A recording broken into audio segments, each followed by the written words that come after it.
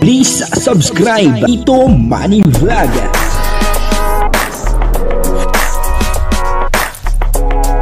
Payagan po si Tito Manny Vlog na mag-reactor para pambiling gamot sa kanya pong karamdaman. Wala man siyang records ng ng awayan.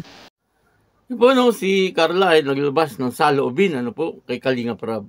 Papanoorin po natin yung video at bibigyan po natin ng kaunting reaction. Pero bago po yan, ako muna po ay bumabati sa inyong lahat ng magandang umaga, magandang tanghali, at magandang gabi sa inyong lahat, mga kapatid. Saan man kayo ng panig ng mundo naroroon ngayon, ay mag-iingat kayo palagi at pagpalain kayo ng ating Panginoon. Maraming salamat din po sa patuloy na tumatangkilik sa aking YouTube channel at nanonood sa aking video reaction. Patuloy lang po natin suportahan sila Kuya Bal Santos Matubang, Kalinga Prab at ang Ate Edna Vlog. Kung nanonood po tayo ng kanilang mga video, ay wag po natin skip yung ads upang sa ganun ay patuloy tayong makatulong sa kanilang adhikain sa pagtulong sa ating kapwa na naghihikaw sa buhay. Ito po yung video na kung saan si Carla ay naglabas ng salobin kay Kalinga Prab. Papanoorin po natin yung video. Ang kabuuan po ng video ito ay mapapanood po natin sa YouTube channel ni Bal Santos Matubang. Ayun Bal Santos Matubang. TV ninyo, yung lahat ng gamit, andyan na po lahat yan. Ano masabi mo, Carla, kay Kalinga Prab? Siyempre, sobrang nakapasalamat po ako kay Kuya Ram, sa inyo po, Kuya Bal, kay Ate Edna, and kay Ate Jack. Kasi kayo naman po talaga yung punot-pulo ng lahat. Kung hindi naman po dahil sa inyo, kung hindi naman po kami tagpuan, wala po kaming gantong bahay. Siguro po, sabi ko nga po kila Mama, kung hindi po kami natagpuan ng Kalingap, sabi ko, ano na kayang katayuan namin ngayon? Sabi ko, baka yung bahay po kasi namin is pasira na rin. Saka, di mo makilala si Jomar. Diba? Mabait si Jomar, no? Opo, so. Binata ba yun? Hindi ko alam kung binata. Wala yung girlfriend? Wala. Hindi ko alam. Ilan taon si Jomar? 30 po. Parang si Ido. Edad na rin pala sila. Si Dan? 31. Ilan taon si Ido? Hindi ko po alam. Kasing ni Kalinga Prab. Kasing tandata yan. Si Papa Dan ay 30. Si Jomar pala ay 31. Wala pa mang girlfriend yan. Parang wala na. Mabait si Jomar. So, salamat po sa Team Jomar, Jomcar. Team Jomcar 18 po. Team Jomcar Community, Team Jomcar Global, Thank you. Team Jomcar Fanatic. Thank you so much po sa lahat ng Jomcar. Salamat po sa lahat at sa mga sponsor supporters. Huwag ka lang magpawakwak. Kasi marami ba nagpawak. Lalong nagulo ang buhay ay. Smooth lang yung takbo ninyo. Kung ano yung guidelines sa cross ng Kalingap. Susunod lang tayo. Yan nga po si Carla ay na-interview ni Kuya Bal Santos Matubang.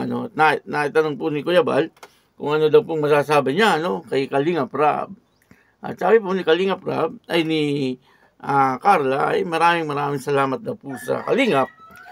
At kung hindi daw po dahil sa Kalingap ay hindi po sila magkakaroon ng ganun kagandang bahay. Ayun napakaganda naman po nung sinabi ni Carla at talagang hindi daw po nila alam kung hindi daw po sila natagpuan ni Kalinga Prab ay hindi daw po niya alam kung ano na po ang kalagayan nila ngayon at maaaring sila po ay ganun pa rin yung bahay at nananatili pa rin na medyo hirap yung buhay sabihin na po natin yung totoo na medyo hirap yung buhay pero natagpuan po sila ng Kalingap ni Kalinga Prab ay naging maayos po ang kanilang buhay. Kumbaga malaki po ang naging aluwan nila.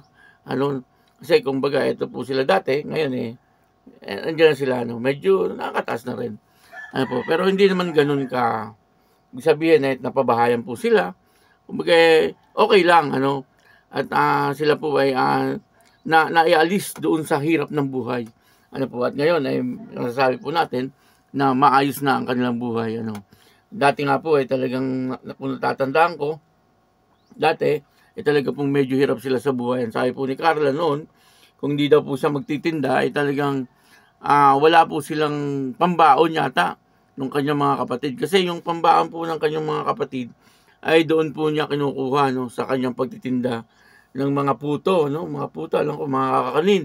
Yun po ang kanyang tinitinda noon, ano. Pero ngayon, napakalaki na po ng naging pag-unlad ng kanilang buhay, ano po, pasimula nung sila ay natagpuan ng Kalingap, ano, at meron na rin pong sariling bangka na para sa pangingisda, ano po, yung ama ni Carla, no, diyan po ay nabigyan ng Kalingap. Kaya nakakatuwa, ano po, na talagang nang dahil po sa Kalingap ay naging maayos po ang kanilang mga buhay. Nang dahil po sa mga sponsor na hindi po nagsasawang tumulong sa mga beneficiary ng Kalingap, ay naging maayos po ang kanilang buhay. At yan naman po ay dapat natin siyempre, una sa lahat, ay ipagpasalamat natin sa ating Panginoon. Ano, kumbaga, ang Kalingap ay isang instrumento, ano po, na ginagamit ng ating Panginoon para sa ganun ay makatulong doon sa mga taong talagang naghihirap, katulad po nila Carla. Ano, at nagiging matagumpay naman po, ano, yung pagtulong ng Kalingap. Kasi yan na nga po, nakikita po natin, kung baga dati, yung bahay nila Carla, sabi nating maliit, at kumbaga talagang pag bumagyo, pwedeng magiba, ano. Pero ngayon, kahit po malakas ang bagyo, ay talagang pahihirapan ang bagyo sa bahay nila Carla ngayon kasi konkreto at napakaganda. Ano po, natatandaan ko nung unang bigay ni Kalingap Rab dito kay Carla, ano po, yung unang bigay na pera, binili niya po ng simento, ano, tsaka ng plywood para pandingding po doon sa kanilang bahay. Ano po, kumbaga, siyempre nandun po talaga yung pangarap ni Carla na meron po silang magandang maayos na bahay. Ano, kaya ang ginawa niya noon, ay bumili po siya ng simento at pinalagyan po pa rin po niya ng maliit na kwarto. Ano, yung bahay nila ay medyo maliit, pero pinalagyan pa rin po niya ng isang maliit na kwarto para po, siyempre babae po siya, at para po doon po siya sa maliit na kwartong iyon. Kumbaga, siyempre, pangarap din niya po siguro na magkaroon ng sariling kwarto. At ngayon, ay hindi na po maliit ang kanyang kwarto, ano, talagang malaki na. Kasi napakalaki po ng bahay ni La Carla, ano. Parang 3 kwarto po ito, no, yung bahay po ni La Carla. At masasabi po natin na talagang maayos na ang kanilang buhay. Kaya, yun, ano, maraming salamat, siyempre, una sa lahat sa ating Panginoon, pangalawa sa Kalingap, ano po, dahil kung hindi po natagpuan ng Kalingap, sila Carla, baka hindi po, kagaya po ng sinabi ni Carla, baka hindi po natin alam, ano, kung ano na po ang kalagayan nila ngayon. Ano, pero ngayon, nakikita po natin na maayos na po sila. Ano, at yun maraming salamat sa lahat ng nagmahal at tumulong kay Carla. At ang sabi pa po ni Kuya Bal dito, ano, kung di po sila natagpuan ng Kalingap, hindi makikilala ni Carla si Jomar. Si Kuya Jomar Vlog, ano, talagang ano, si Kuya Bal, ano, may pahabol. At pwedeng ganun, ano, talagang hindi po magkakakilala, siyempre, kasi hindi naman po alam ni Kuya Jomar Vlog, ano, kung ano po yung kalagayan nila Carla noon, kasi hindi naman po niya kilala, ano.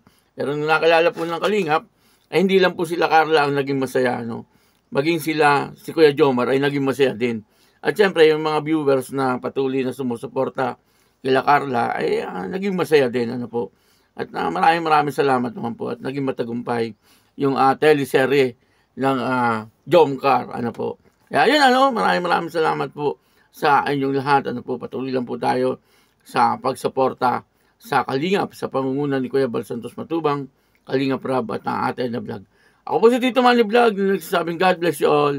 Diyos mabalos.